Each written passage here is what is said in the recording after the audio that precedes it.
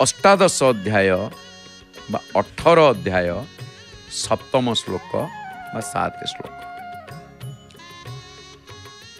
यही 18 अध्याय रे महाप्रभु चतुर्थ श्लोक रे 3 प्रकार त्याग विषय कही। एबे सप्तम अष्टम नवम 3टी श्लोक रे से त्रिविध त्यागर वर्णना करुछंती महाप्रभु।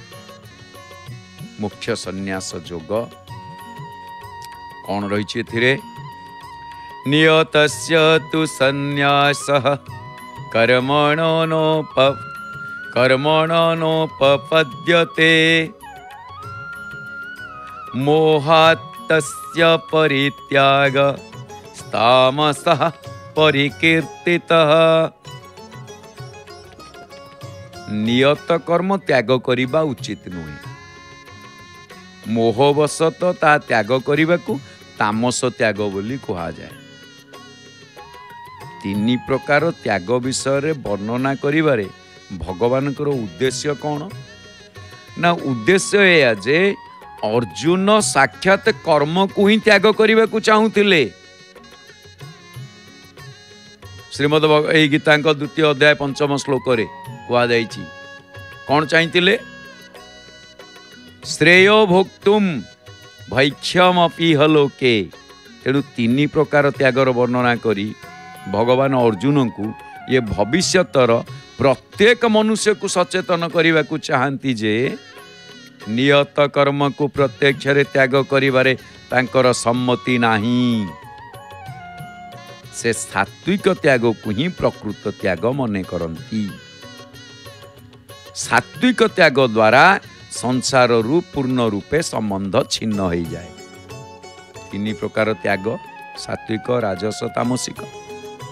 द्वितीयतः सप्तदश अध्याय मध्य भगवान गुण अनुसार श्रद्धा आहार इत्यादि 3टी लेखाएं प्रभेद दर्शाई। तेणु एठारे अर्जुन त्यागर तत्व विषय पचारिबारु भगवान त्यागर 3टी प्रभेद दर्शाउछन्। प्रभेद कौन त्यागर ना? नियतस्य तु संन्यासः कर्मणो नोपपद्यते। पूर्व श्लोक रे भगवान त्याग विषय निजर जो उत्तम मत व्यक्त करथिले ताठारु ये तामस त्याग को संपूर्ण विपरीत एवं अत्यंत निकृष्ट कहवा पई एटारे तू पद व्यवहृत करा जाइछि। नियतस्य तु संन्यासः। तेणु अनिवार्य कर्म कर्तव्य होइथिबारु नियत कर्म गुडी को त्याग करिबा आदौ उचित नुहे। जेमिति कि बलि वैश्वदेव आदि यज्ञ करिबा, गृहस्थ धर्म अनुसार अतिथि अभ्यागत को अन्न जल इत्यादि देवा, विशेष पर्व रे बा श्राद्ध तर्पण दिन ब्राह्मण को भोजन और दक्षिणा देवा, निज वर्ण और आश्रम अनुसार प्रातः सायं काल रे संध्या उपासना इत्यादि करिबा, ये सब नियत कर्म। आ ए सब कर्म को न मानिबा न करिबा ही नियत कर्मर त्याग। पुणी कौन तले लिखिले? मोहतस्य परित्यागस्तामसः परिकीर्तितः।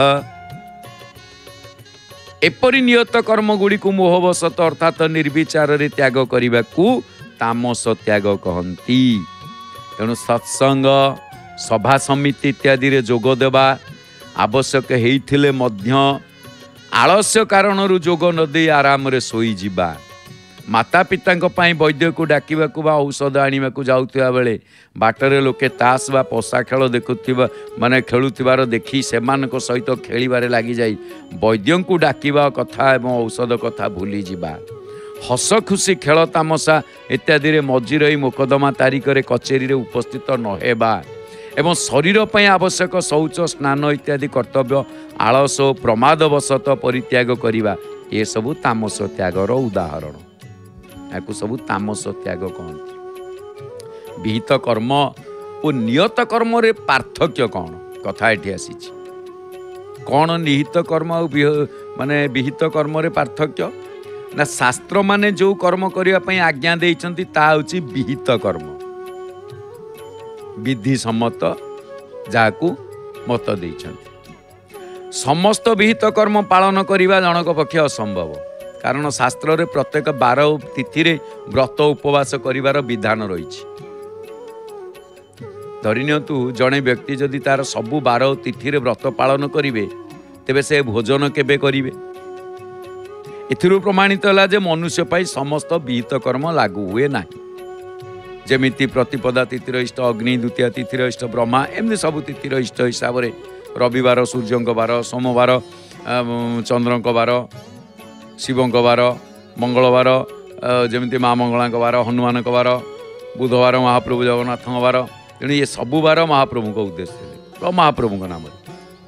तब ये सब कला बेलू आउ कौन कौटी कौन करेंगे। तेणु ये जो कथा रहा तेणु विहित कर्म भितरु वर्ण आश्रम परिस्थिति अनुसार जहाँ जो कर्तव्य आवश्यक से कर्म को तांको नियत कर्म कहा जाए। जमिति ब्राह्मण, क्षत्रिय, वैश्य, शूद्र ये चारि वर्ण मध्यरु जो जो वर्ण पाई जीविका शरीर निर्वाह संबंधी जो सब नियम रही से वर्ण पाई से सब नियत कर्म। तेणु नियत कर्म को मोहवशत त्याग कले ताकू तामस त्याग कहा जाए। सुख आराम उद्देश्य त्याग कले ताकू राजस त्याग। आउ सुख इच्छा फल इच्छा आसक्ति त्याग करी नियत कर्म कले ताकू सात्विक त्याग कहा जाए। तात्पर्य है मोहरे जड़ित हेबा तामसिक मनुष्यर स्वभाव, सुख और आराम जड़ित हेबा राजसिक मनुष्यर स्वभाव और सुख उभयरु रहित होई सावधानतार सह निष्काम भाव कर्तव्य कर्म करिबा सात्विक मनुष्यर स्वभाव। यही सात्विक स्वभाव किंवा सात्विक त्याग द्वारा ही कर्म और कर्म फलरू संबंध छिन्न हुए। राजस और तामस त्याग द्वारा संबंध छिन्न हुए नहीं, कारण ये दुई प्रकार त्याग प्रकृत त्याग नुहे, केवल सात्विक त्याग ही प्रकृत त्याग। जमिति अंधार रे जाऊ जाऊ कांथरे बाड़े ही गल बोली अंधार उपरे रागिकी निज आखि को दोषी साब्यस्त करी आखि को रामपुड़ी विदारी पकेया भली जदि द्वेषपूर्वक कर्म त्याग कर ताले से त्याग को तामस त्याग कहा जाए। मुंड बथौचु बोली मुंड उपरे रागी जदि मुंड को कांथरे पिट ताहले व्यथा बढ़िबो सिना कमिबोनी। तेणु तामस त्याग करी होउची ये मुंड बाड़िया कि मुंड बथौची कहली मुंड को काटी फिंगी दबा यही जो सब होउची तामस त्याग यही। तेणु रास्ता भल नथिले मध्य जेकोसी मते आस्ते आस्ते चली चली आर पट को जीवा पड़ी थाए, किंतु रास्ता तो भल ना पादरे चली केमिति कहीकि जदि गोड़ को काटी पकाए कई गोड़ को काटी पकाए पकाएनी। तेणु भोकिला लोक आगरे गरम गरम भात बाढ़ी दि जाए, एगुड़िक गरम कहीकि से जदि भात थाली को गोईटा मारी दिए ताले से भोकिला रहिबा ही सार हुए। ता नकरी से जदि बुद्धि प्रयोग करी भात को ठंडा करी आस्ते आस्ते खाए ताहले से भोकरू त्राही पाए। तेणु हे अर्जुन मने रख जदि विधि विधान को मानी उचित मार्ग रे कर्म अनुष्ठान करा जाए ताहले कर्म बंधन रु मुक्ति सुनिश्चित। किंतु तामस प्रकृतिर लोके नाना भ्रम रे पड़ी विधिपूर्वक कर्मानुष्ठान त्याग करी संसार बंधन रे गुड़े तुड़े होतांती, सेमाने कर्तव्य कर्म को मध्य त्याग करितांती। तमे एई तामस त्यागर वशीभूत हुओ नाही, कर्तव्य कर्म ही कर। यही कथा महाप्रभु ए श्लोक रे कहउचंती। एबे आसंतु श्रीमद् भगवत गीता को एठी आमे सांग करिबा, तापरे आमे जानिबा